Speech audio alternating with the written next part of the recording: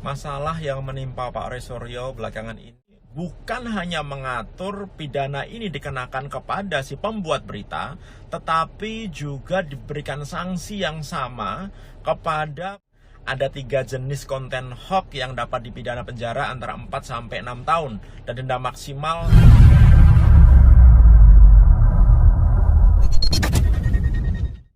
Assalamualaikum warahmatullahi wabarakatuh. Hamdan syukran lillah, amma ba'd. Sahabat manusia plural yang saya hormati dan saya banggakan, akhirnya pakar keamanan cyber itu angkat bicara terkait kasus yang menimpa Roy Suryo.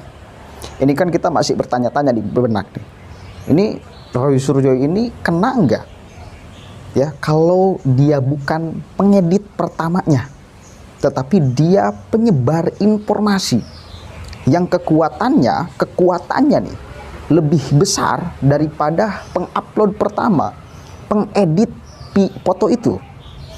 Kan kekuatan Roy Suryo lebih dahsyat dengan follower yang banyak. Dia mantan menteri, punya follower yang banyak. Ini jelas kalau dia yang tidak upload foto itu, mungkin foto itu tidak akan viral. Karena diviralkan, diupload oleh dia, maka menjadi viral, menjadi rame. Nah, pertanyaan kita satu kali lagi, ini kalau seperti ini, Roy Suryo kena nggak? Ini pakar cyber angkat berbicara. Menarik nih, kita simak sama-sama.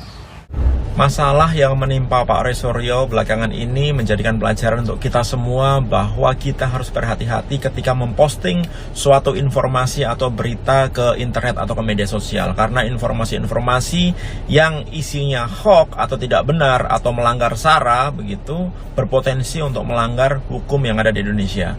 Berdasarkan Undang-Undang Nomor 19 Tahun 2016 tentang perubahan atas Undang-Undang Nomor 11 Tahun 2008 tentang informasi dan transaksi elektronik, ada 3 jenis konten hoax yang dapat dipidana penjara antara 4 sampai 6 tahun dan denda maksimal 750 juta rupiah sampai dengan 1 miliar. Yaitu yang pertama adalah pencemaran nama baik atau fitnah, itu pelanggaran pasal 27 ayat 3. Kemudian penipuan untuk motif ekonomi yang merugikan konsumen, itu pasal 28 ayat 1. Dan provokasi terkait SARA, yaitu pasal 28 ayat 2. Dan peraturan-peraturan yang ada terkait berita palsu ini saat ini bukan hanya mengatur pidana ini dikenakan kepada si pembuat berita, tetapi juga diberikan sanksi yang sama kepada pelaku yang turut serta membagikan, mentransmisikan, share, forward berita-berita palsu atau berita-berita hoax atau berita yang melanggar SARA tersebut. Oleh karena itu kita harus hati-hati, walaupun kita hanya sebagai penshare informasi tersebut, kita juga bisa kena ancaman hukuman yang sama. Apalagi saat ini banyak orang Indonesia yang senang sekali ketika dapat berita, kemudian tiba-tiba dia men-share berita yang didapatkan tersebut tanpa mengecek akuratan dan mengecek informasi tersebut benar atau tidak gitu. Sering kita temui di WhatsApp group terutama, kemudian di media sosial, di email dan lain-lain. Apalagi ketika yang menyebarkan atau yang memposting ulang atau yang men-share informasi ini adalah orang-orang yang memiliki follower lebih banyak gitu. Contohnya misalnya Pak Roy Suryo. Pak Roy Suryo lebih influencer dibandingkan orang yang membuat informasi aslinya begitu. Sehingga ketika informasi tersebut dibuat oleh orang yang tidak memiliki follower yang banyak, tidak memiliki engagement yang banyak, berita itu biasanya akan hilang begitu saja. Tetapi ketika diposting, direposting oleh orang yang memiliki engagement yang sangat tinggi gitu, influencer seperti Pak Roy Suryo ini, tentu saja yang melihat semakin banyak, yang memperhatikan semakin banyak, dan akhirnya menjadi ramai begitu. Sehingga ketika kita berbicara bahwa ya ini saya hanya melakukan retweet gitu ya, sebaiknya sih jangan ya. Kalau misalkan tahu bahwa informasi tersebut akan menyinggung orang, akan menyinggung pihak tertentu, akan menyinggung agama tertentu, menurut saya kita sebagai orang Indonesia punya pikiran yang normal, ya harusnya kita menjaga jari kita, menjaga omongan kita, menjaga sikap kita supaya kegaduhan ini tidak terjadi. Tetapi kembali lagi di Indonesia ini sekarang diterapkan restoratif justice gitu. Saya tidak tahu apakah nanti ini akan dibawa ke ranah hukum atau cukup dengan permintaan maaf, karena Pak Roy Suryo juga sudah meminta maaf. Mungkin maksud Pak Roy Suryo tidak seperti itu, mungkin ya gitu, tidak seperti itu, tidak ada niat buruk begitu. Tetapi ketika postingan tersebut terlanjur dibaca oleh banyak orang dan orang berpikirnya beda, akhirnya menjadi ramai. Nah, itu yang harusnya kita hindari. Oke, jelas ya, kena Pak Roy Suryo, bisa jadi kena.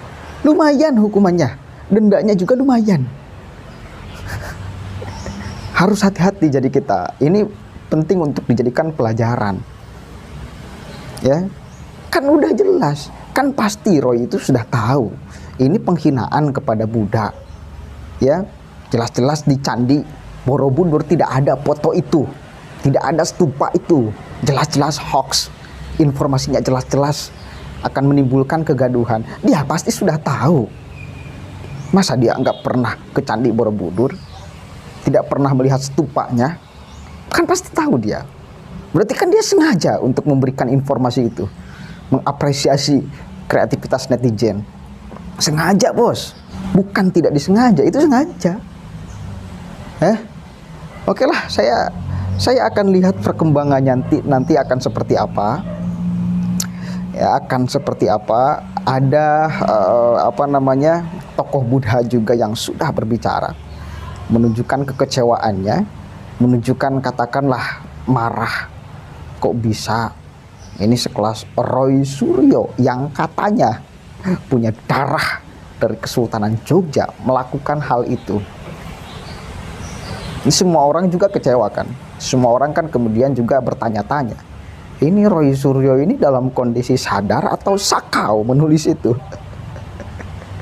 Kalau dalam kondisi sadar dan dia sadar mengupload itu di Twitter, nah dengan kalimat-kalimat itu ya wis, berarti kita bisa justifikasi bahwa tujuan Roy Suryo memang membuat gaduh, memang membuat ya supaya ramai aja. Dan sekarang sudah tercapai cita-cita apa yang diinginkan oleh Roy Suryo, membuat ramai, membuat gaduh.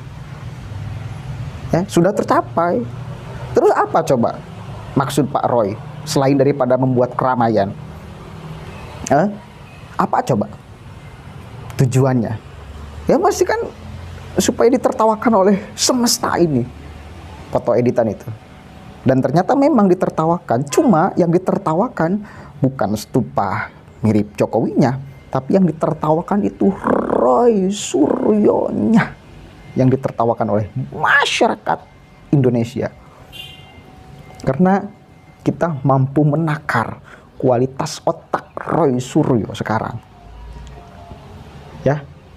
Wallahul muwaffiq ila aqwamit thoriq. Wallahu a'lam bishawab. Assalamualaikum warahmatullahi wabarakatuh.